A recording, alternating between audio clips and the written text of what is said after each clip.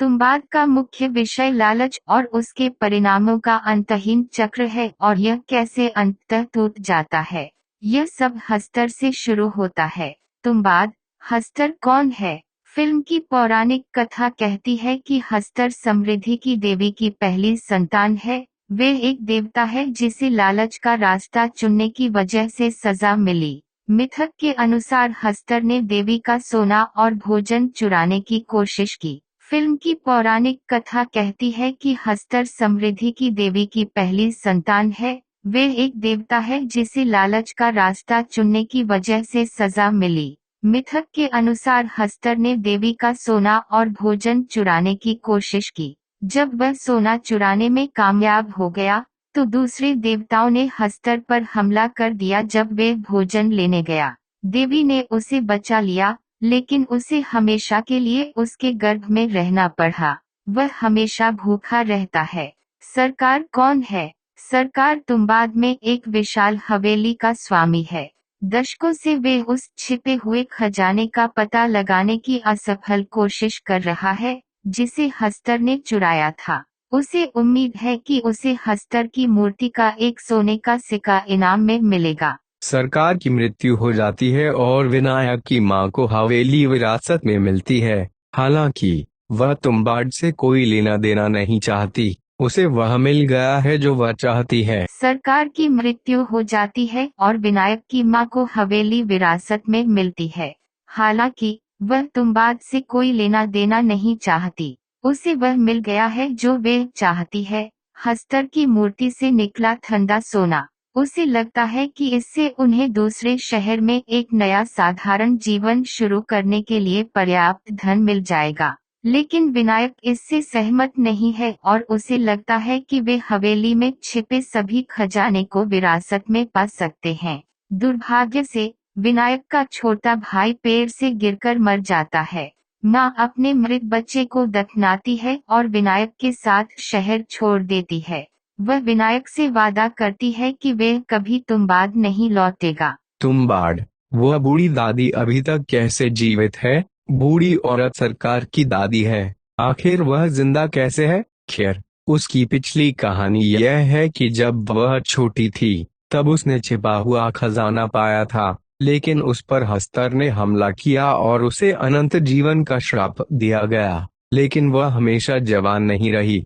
हस्तर की तरह वह हमेशा भूखी रहती है और जब कोई यह कहता है सो जाओ, नहीं तो हस्तर आ जाएगा, तो वह सो जाती है। विनायक की मां उस एक सोने के सिक्के की तलाश में सालों से बूढ़ी औरत को खाना खिला रही है। जब विनायक और उसकी मां शहर छोड़कर चले जाते हैं तो वे दादी को अपने घर में सड़ने देते हैं। साल बीत जाते हैं और उसके अंदर से एक पेड़ उगता है, लेकिन उसका श्राप उसे जीवित रखता है। तुम्बाड, कथानक का विवरण। विनायक की तुम्बाड में वापसी 15 साल बाद विनायक का लालच उसे खजाने की तलाश में वापस तुम्बाड ले आता है। वह दादी से मिलता है जो उसे सोने का स्थान बताने के लिए सहमत होती है, बशर्ते विनायक उसे मारकर मुक्त कर दे। खजाने विनायक की तुम्बाद में वापसी 15 साल बाद विनायक का लालच उसे खजाने की तलाश में वापस तुम्बाद ले आता है। वह दादी से मिलता है जो उसे सोने का स्थान बताने के लिए सहमत होती है, बशर्ते विनायक उसे मारकर मुक्त कर दे। खजाने के बारे में सारी जानकारी प्राप्त करने और हस्तर से इसे निकालने के तरीके जानने के बाद वे उसे आग लगा देता है। तुम्बाद, हस्तर से सोना निकालने की प्रक्रिया। हस्तर की लंगोटी ही वह जगह है जहां सोना मौजूद है। चूंकि हस्तर शापित है, इसलिए आटे से बनाया गया एक घेरा उसे रिंग के अंदर किसी से भी दूर रखता है। रिंग केवल सुरक्षा का एक छोटा अर्धगोलाकार गुंबद प्रदान करती है, इसलिए चढ़ाई करते समय हस्तर हमला कर सकता है। तेज चढ़ाई करने वाला होना जरूरी है। हस्तर हमेशा भूखा रहता है, इसलिए हस्तर की लंगोटी ही वह जगह है जहां सोना मौजूद है। चूंकि हस्तर शापित है, इसलिए आटे से बनाया गया एक घेरा उसे रिंग के अंदर किसी से भी दूर रखता है। रिंग केवल सुरक्षा का एक छोटा अर्धगोलाकार गुंबद प्रदान करती है, इसलिए चढ़ाई करते समय हस्तर हमला कर सकता है। तेज चढ़ाई करने वाला होना जरूरी है। हस्तर हमेशा भूखा रहता है, इसलिए उसे खाए जाने से बचाने के लिए आटे से बनी गुड़िया से उसका ध्यान भटकाना पड़ता है। जब ध्यान भंग हो तो हस्तर की लंगोटी पर प्रहार करने से ढेर सारे सोने के सिक्के गिरेंगे। विचार यह है कि हस्तर के भोजन समाप्त करने से पहले अधिक से अधिक स्वर्ण सिक्के एकत्र कर लिए जाएं और गर्भ से बाहर निकल आएं। विनायक हस्तर की लंगोटी ही वह जगह है जहां सोना मौजूद है। चूंकि हस्तर शापित है, इसलिए आटे से बनाया गया एक घेरा उसे रिंग के अंदर किसी से भी दूर रखता है। रिंग केवल सुरक्षा का एक छोटा अर्धगोलाकार गुंबद प्रदान करती है, इसलिए चढ़ाई करते समय हस्तर हमला कर सकता है। तेज चढ़ाई करने वाला होना जरूरी है। हस्तर हमेशा भूखा रहता है, इसलिए उसे खाए जाने से बचाने के लिए आटे से बनी गुड़िया से उसका ध्यान भटकाना पड़ता है।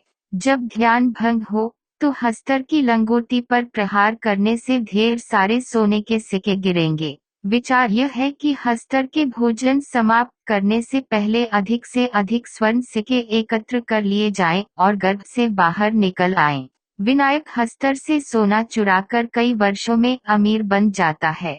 राघव कौन है और वे क्या चाहता है? राघव एक अफीम व्यापारी और साहूकार है, जिससे विनायक ने उधार लिया है। समय के साथ विनायक अमीर हो जाता है और राघव को मुश्किल दिनों का सामना करना पड़ता है और अफीम परमिट पाने के लिए नकदी की सख्त जरूरत होती है। यह जानते हुए कि विनायक को तुम्बाड से सोना मिलता है, राघव अपनी विधवा बहू का इस्तेमाल करके विनायक को बहकाने और उसे तुम्बाड से दूर रखने की कोशिश करता है। राघव एक अफीम व्यापारी और साहूकार है, जिससे विनायक ने उधार लिया है।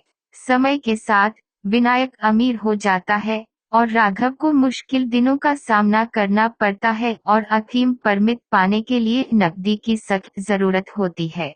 यह जानते हुए कि विनायक को तुम्बाड से सोना मिलता है, राघव अपनी विधवा बहू का इस्तेमाल करके विनायक को बहकाने और उसे तुम्बाड से दूर रखने की कोशिश करता है। इस बीच राघव तुम्बाड जाकर खजाना चुराने की योजना बनाता है।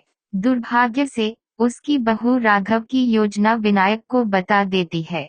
विनायक गर्भ के तल पर एक थैले में आटे की गुड़िया रखकर राघव के लिए जाल बिछाता है।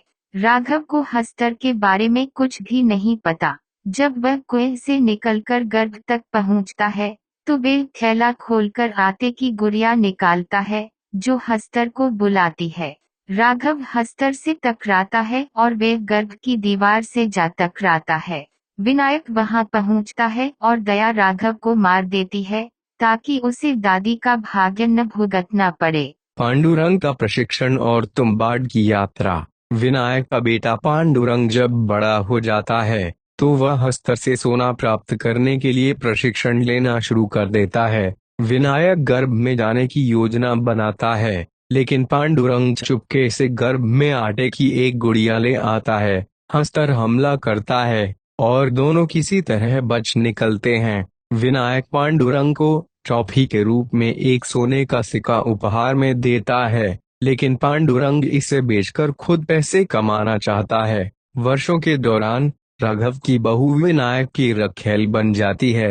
पांडुरंग उस पर डोरे डालता है और उसे सोना देने की पेशकश करता है। विनायक क्रोधित हो जाता है और लगभग पांडुरंग का गला घोंटकर उसे मार डालता है, लेकिन बच्चा विनायक से कहता है कि उन्हें हस्तर से लंगोटी चुरा लेनी चाहिए और वे कई आटे की गुड़िया लेकर हस्तर पर एक के बाद एक फेंक कर बहुत समय खरीद सकते हैं। विनायक अपने बेटे के विचार से प्रभावित होता है और दोनों में सुलह हो जाती है। तुम्बाड की अंतिम यात्रा। यह 1947 है। भारत ब्रिटिश औपनिवेशिक शासन से मुक्त हो गया है और तुम्बाड में हवेली को नवगठित भारतीय सरकार ने अपने अधीन कर लिया है। भले ही विनायक के पास जीवन भर के लिए पर्याप्त सोना है, लेकिन वह चाहता है कि लंगोटी सोने के सिक्कों से भरी हो। विनायक और उसका बेटा आटे की ढेर सारी गुड़िया लेकर गर्भ की अंतिम यात्रा पर निकलते हैं। दुर्भाग्य से